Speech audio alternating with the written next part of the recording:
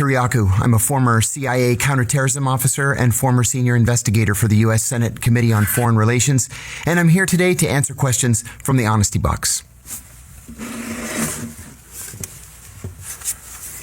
The first one is, what did the CIA actually do? There are several answers to that question.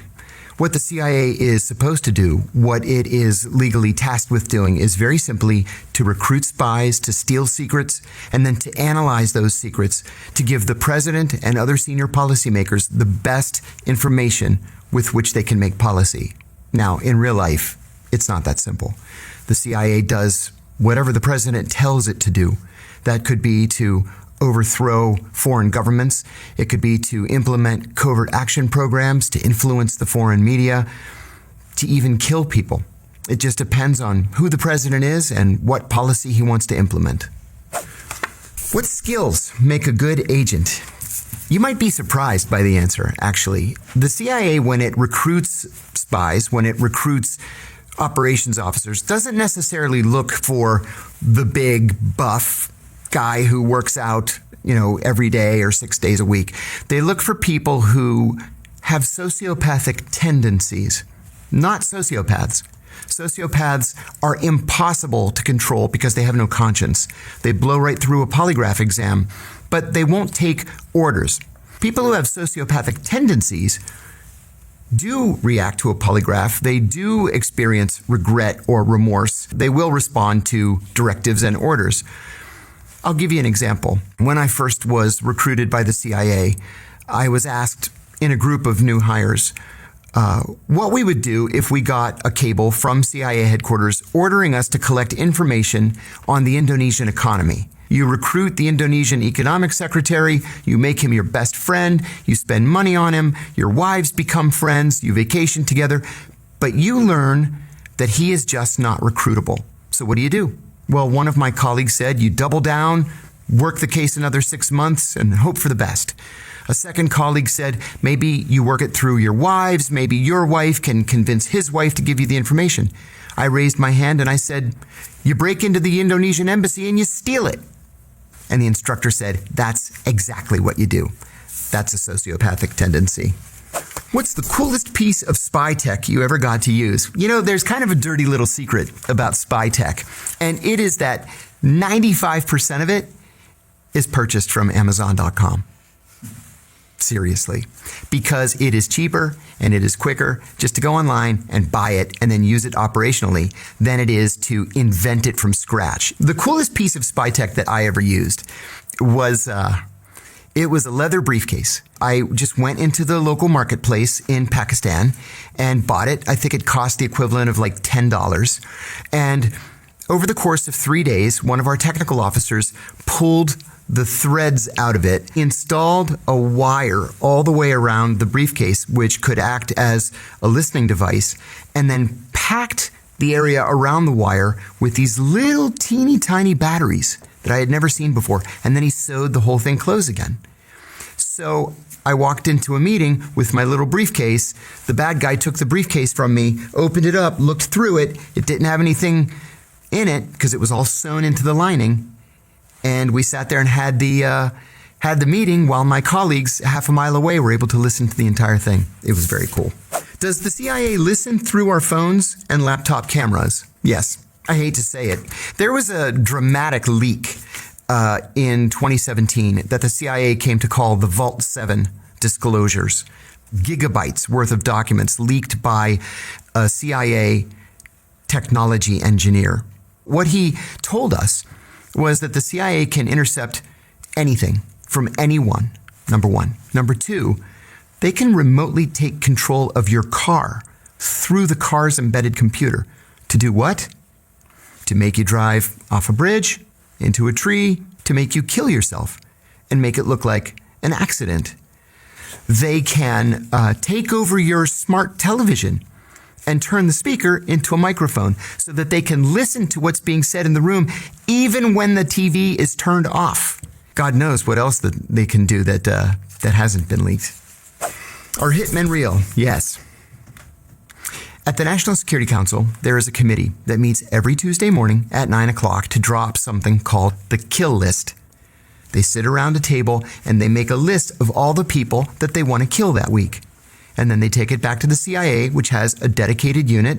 I won't tell you the name, but it has a dedicated unit that takes receipt of the list. They say, okay, number one. They drive to the airport, they get on the plane, they go out to that country, they kill the person, they come back, and then they go to number 2 on the list. That happens every single week.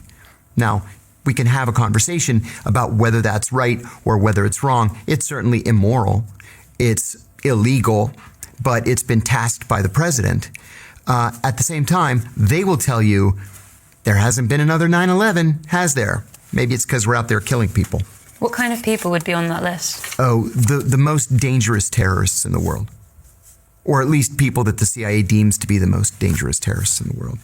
How does the CIA recruit spies in foreign countries? That cuts right to the very heart of what the CIA is. The CIA trains its officers in something called the asset acquisition cycle. It has 4 steps: spot, assess, develop, recruit. So let's say you're a brand new CIA officer overseas. You get out there and mingle and go to diplomatic cocktail parties or go anywhere where there might be a viable target for you. You spot the target, you go up. Hi, how are you? I'm the new officer at the American Embassy. I'm covering political affairs or economic affairs or trade or whatever it is you're doing. You exchange business cards. That's spotting. Assessing is I say, so what do you do for a living? If you tell me that you do something that I'm operationally interested in, that's my assessment of you. Then I develop you. That's actually the fun part. That is us going to lunch and going to dinner, and I spend money on you because I have literally an unlimited budget to do so. And maybe we go on vacation together, and our wives are friends, and you mention offhandedly that you like to go fishing, let's say. So I charter a boat for $4,000 and I take you deep sea fishing because you could never afford to do it on your own. And then we become best friends. And because we're best friends, I say to you, hey, would you do me a favor? I'm sorry to ask, but the Russians have this new tank, and I know that you guys have access to the plans, and I would really appreciate it if you could just make me a copy of those plans. I know that sounds kind of funny, but it would help me a lot. So, hey, thanks, I appreciate it. I'll pick them up tonight. And then maybe I start giving you a little bit of money. And then finally, when it comes to the recruitment, I say, I haven't been totally honest with you. I'm actually a CIA officer, undercover. Are you okay with that? You're a great guy, and you're my best friend, and how about if I give you $5,000 a month, and you just answer my questions, right? That's cool, right? And you undoubtedly will say yes, and the rest is history. Got to be a good actor to do that. Pull that off, yeah. And a sociopath. Do you ever fear for your life? Not now, but over the course of my career, I did several times, and I'll give you one example. There were 2 active assassination attempts against me. In one, I just got lucky, and unfortunately, my next-door neighbor was killed instead. He was the British defense attaché in Athens, Brigadier General Stephen Saunders. I think about it every single day. In another, an enemy country sent one of its officers and a double agent to kill me, but we had advance warning that it was going to happen, and we were able to neutralize the threat, as they say in the movies. But there was another experience that I had that troubled me deeply. I was serving in Pakistan at the time, and I was staying in a small guest house because it was safer than a big hotel. Sure enough, the big hotel was blown up and 45 people were killed while I was living there.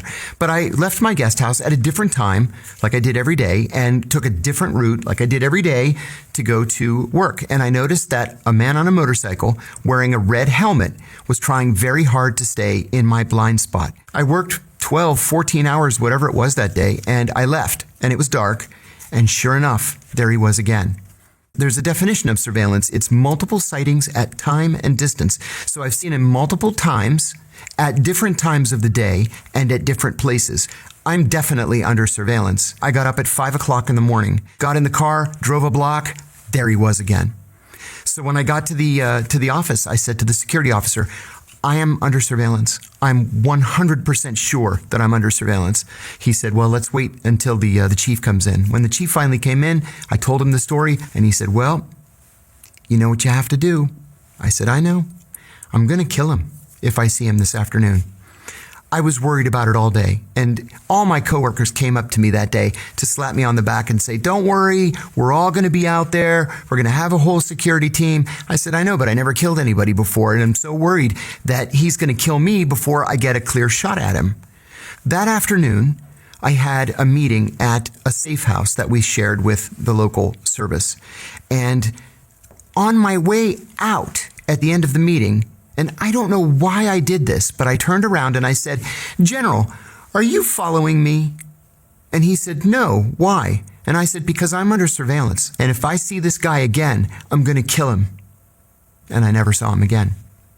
I learned later that several of their officers were sitting around and saying, you know, that new American guy, he's such a nice guy.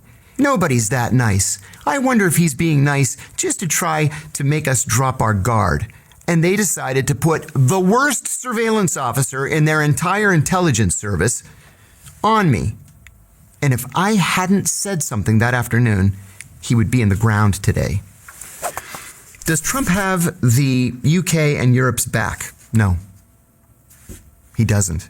When we hear from journalists or political figures that Donald Trump doesn't like the Europeans, he doesn't like NATO, he doesn't like the European Union, we should take the man at his word. I don't think he does have Europe's back or even the UK's back.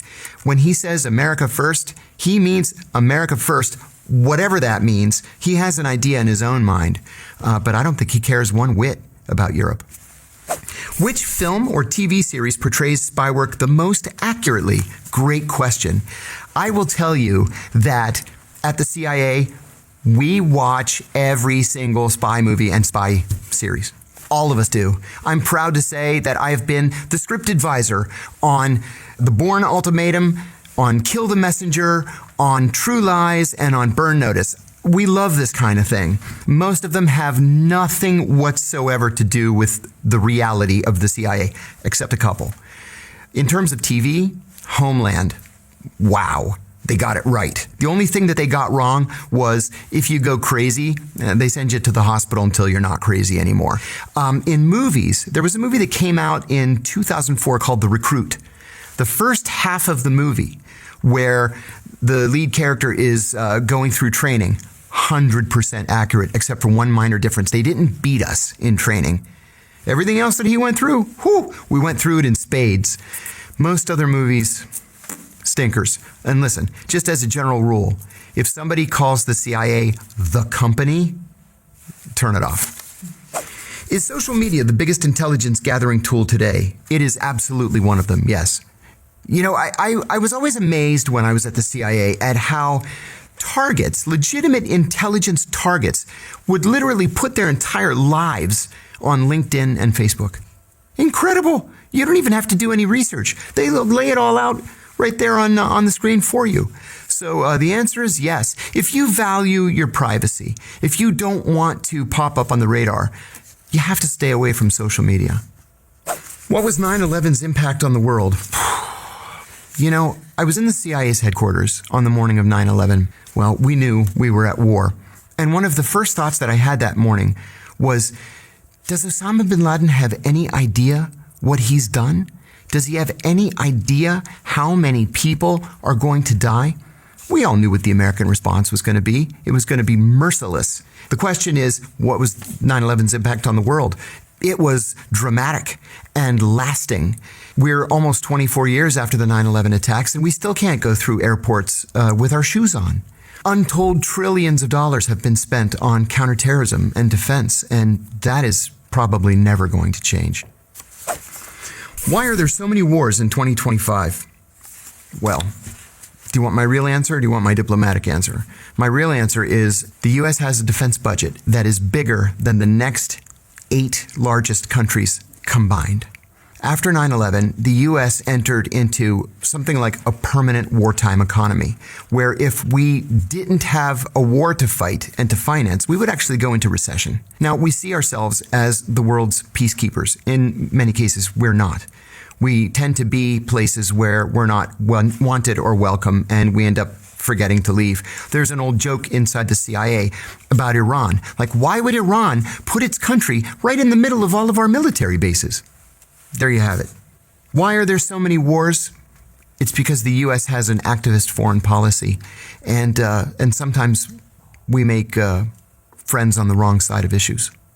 Can the CIA make someone disappear without a trace? You bet they can, and they do all the time. In the immediate aftermath of the 9/11 attacks, the CIA created, for example, an archipelago of secret prisons, and they would just disappear people. We would capture people in Al-Qaeda safe houses, for example, let's say in Pakistan or Afghanistan, and we would ship them off to these secret prisons. And when I say secret prisons, I mean in many cases they were so secret that even the presidents and prime ministers of the countries where the prisons were based didn't know that there were secret CIA prisons in their countries. So the CIA can make people disappear in that respect. They can kill people and just bury them, in some crazy foreign land and nobody would ever know. But if you're a CIA officer, or better yet, let's say you're a KGB officer and you want to defect, the CIA will give you a completely new identity, more money than you can ever count, and you and your family can live happily ever after, under the name John Smith, and nobody would be the wiser. How does the USA track terrorist threats? They use something called the terrorist matrix. It's also called all-source intelligence. Believe it or not, members of terrorist groups actually give press interviews in which they telegraph what they're going to do in their next attack. That's one way, the media. Electronic surveillance. It could be intercepting cell phones, intercepting emails, intercepting encoded messages, even intercepting messages from game platforms. We have satellites that track these things. We have spies providing what's called HUMINT, short for human intelligence. So you use literally every source at your dispense and put this matrix together to try to disrupt that next attack. Can you be a spy and have a moral compass? What a great question that is. I'm going to say yes because I had a moral compass. It cost me my freedom. It cost me my job. It cost me my family. But it was worth it. There are some things that you are tasked to do as a CIA counterintelligence officer that you just have to say no to. There are some things that are so immoral, so unethical, in many cases so illegal, that you just should not do it. What is the most controversial thing you've worked on or heard about? It has to be the torture program. I went to prison for 23 months for going public with the CIA's torture program. I went on ABC News in the United States in December of 2007, and I said three things. I said the CIA was torturing its prisoners. I said the torture was official U.S. government policy. And I said that the policy had been personally approved by the president himself. The FBI investigated me. They determined I had not committed a crime. Then Barack Obama became president. They secretly reopened the case against me. I was indicted and charged with 5 felonies, including 3 counts of espionage for giving this interview. Remember, espionage can be a death penalty charge. I had 3 of them. Well, I hadn't committed espionage, and finally they dropped those charges, but I ended up taking a plea to a lesser charge just to make this thing go away. I had 5 kids at home, I had gone bankrupt from the legal expenses, and I was facing 45 years in prison. They offered me 23 months, and I took the deal. But I would do it again today if I had to, because somebody had to stand up and say that this was wrong. Shouldn't torture be legal if we are protecting American lives? Absolutely not. Not under any circumstances. Torture doesn't work. Torture is illegal internationally. It is immoral. And you end up making a recruitment video, essentially, for your greatest enemies.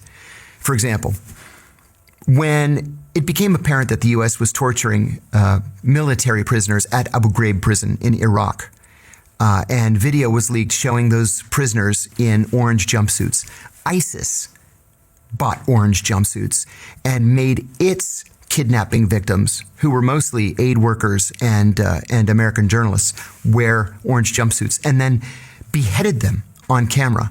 They did that only because the U.S. was torturing its prisoners. So torture does not work. Torture is illegal. It is immoral. It is unethical, and no one should be in the business of doing it. What's the most dangerous country in the world right now? Also a good question. There are several. And I've been to all of them. I never got to go to the nice places. I went to 72 countries with the CIA, and almost all of them were just awful. Some of the most dangerous places in the world are Yemen, Somalia, Gaza, Afghanistan, parts of Pakistan. You have to sleep with one eye open. You just never know how bad things are going to get. And I'll give you an example. I went to Yemen 5 times, and every time I went, it was worse than the previous time. The 5th and final time that I went, we were only allowed to stay at one hotel. The hotel had a 30-foot high wall around it to protect it from bomb blasts. You couldn't stay in any of the other hotels by then. Well, the day after I arrived, a group of South Korean diplomats arrived. And on the drive from the airport to the hotel, they were ambushed and they were all killed, 6 of them. A couple of days later, a group of South Korean intelligence officers arrived to investigate the murder of the 6 diplomats. And they were ambushed and they were murdered. And so the South Koreans just closed their embassy and went home. That's a pretty dangerous country. What do you make of U.S. foreign policy right now? A complete and utter disaster. I've never seen an administration that works so hard to offend and alienate our friends. Threatening to invade Canada? That's an act of war. Canada is not just a NATO country, but it's a Five Eyes country. Five Eyes being the US, the UK, Canada, Australia, and New Zealand, the closest alliance in the entire world. And what, we're going to send an army to Canada and overthrow them? It doesn't make any sense. Even if you're joking, why would you even joke like that out loud? We don't coordinate with our European allies. We're threatening to invade Panama, to take the Panama Canal. We're threatening to invade and annex Greenland. It's craziness. So I'm not a big supporter of U.S. foreign policy right now. Does China actually pose a real risk to the West? I think no. And I'll tell you why. China simply does not have a history of expansionism.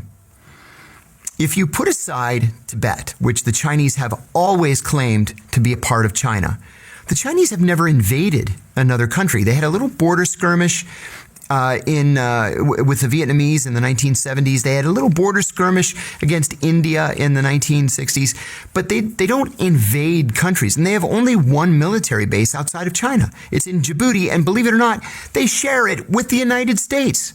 It's the U.S. that sees China as the big threat, and Australia and the Philippines kind of see China as a threat. But the Chinese are perplexed as to why we so distrust them. Is there a threat from China to Taiwan? Of course there is. Taiwan is also seen by the Chinese as being a legitimate part of China, but there's no indication that the Chinese are preparing any offensive measures against Taiwan.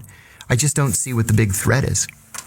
Is the CIA or MI6 more elite? MI6 is an absolutely top-tier, first-rate service, but it's like comparing apples and oranges. At the CIA, we used to say how much we wished we could be like MI6, because MI6 is small and it's lean, and when they decide to do something, by God, they go out and do it. At the CIA, when we decide to do something, we have 6 layers of bureaucracy that we have to go through to finally get permission. And then the attorneys get involved, and then you have to send it to the president, and then he has to sign it or change it or reject it or do whatever it is he has to do. They don't have that kind of a problem at MI6. They just report directly to the prime minister, and they can get things done. The CIA has a budget that absolutely dwarfs the MI6 budget, and we have our own, high-level technology budget, satellites and spy planes and all kinds of crazy things. So they're both great services, but they're different at the same time. Are sleeper agents real? Yes, they are. And the country that is the best at using sleeper agents is Russia. The United States doesn't have a program of sleeper agents, and I'm frankly unaware of any Western intelligence service that has sleeper agents or that uses sleeper agents. The Russians have an army of sleeper agents. In fact, just in the last 2 or 3 years, a group of Russian sleeper agents in Northern Virginia, including one in my neighborhood, were disrupted and arrested. So what a sleeper agent is somebody who is trained as an intelligence officer, who is then sent to the United States or the UK or Brazil or Paris or wherever, and told to just get a job, any job, and be a national of that country. And so you've got people who, in the case of what happened in Washington recently, one was an elementary school teacher, and one worked for an airline. Everybody thought they were Americans, and in fact, they're collecting classified information, mostly from U.S. defense contractors, and secretly transmitting it back to Russian intelligence in the evenings. They were disrupted and expelled from the United States. Is chief of disguise a real job? You bet it is. They have the most fun in the world. On the day that I got hired, I was sitting with two other brand new officers, and I sat down. I said, "Hi, my name's John. It's nice to meet you both." They said, "What are you going to do here at the agency?" I said, "I'm going to be an intelligence officer. I have degrees in Middle Eastern studies. What are you guys going to do?" The woman said to me, "Oh, I just graduated from the Falls Church, Virginia Academy of Beauty." Academy of Beauty. She ended up becoming a master disguise maker. And the guy on my left was a cartoonist for his college newspaper. He drew a little cartoon that was very popular. He became a master forger. So it doesn't really matter what your background is. If you're good at it, there's a place for you at the CIA. And many of those places are working for the director of disguise. What made you decide to blow the whistle? It's very brave. Thank you. At the CIA, we are trained to believe that everything in life is a shade of gray. And that is just simply not true. Some things are black and white. They're right or wrong. And the United States has laws that ban torture. We have the Federal Torture Act of 1946. We are not just signatories to the United Nations Convention Against Torture. We wrote the United Nations Convention Against Torture. In 1946, the United States executed Japanese soldiers who waterboarded American POWs. In 1968, an American soldier waterboarded a North Vietnamese prisoner and was given 20 years at hard labor in a military prison after being convicted of torture. The law never changed. So how is it then that from 2002 to 2005, torture was somehow magically legal? It wasn't legal. We were committing crimes against humanity. And so it was something that I, having known the details, I couldn't sleep at night.